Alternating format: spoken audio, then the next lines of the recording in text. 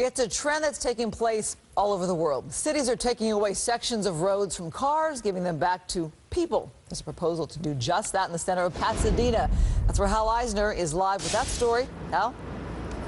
Well, you know, what they're talking about doing is building these little teeny tiny parks in areas that might be as big as a parking space.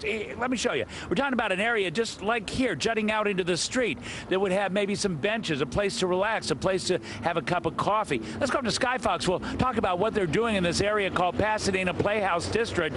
They're talking about the area between Los Robles and Hudson.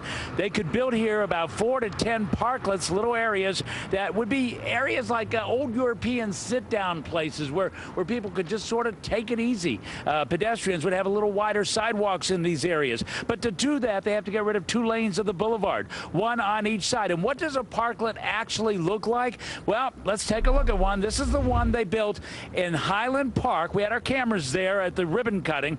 It was a big deal there for those folks. And Pasadena officials think it could be a big deal for them, too, especially economically.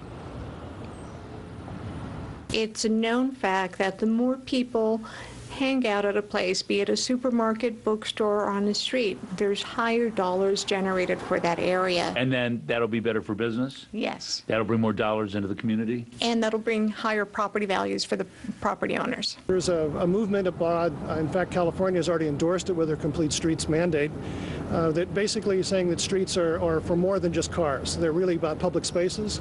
They're about places where people need to be able to congregate and be able to feel comfortable being pedestrians. Madeline Brosen, who heads up a parklet project over at UCLA, was nice enough to share these pictures with us. This is a parklet you're looking at that was built on Spring Street in downtown Los Angeles. Lots of cities have done this besides L.A. You've got Long Beach and Oakland and Highland Park, New York, Philadelphia, San Francisco.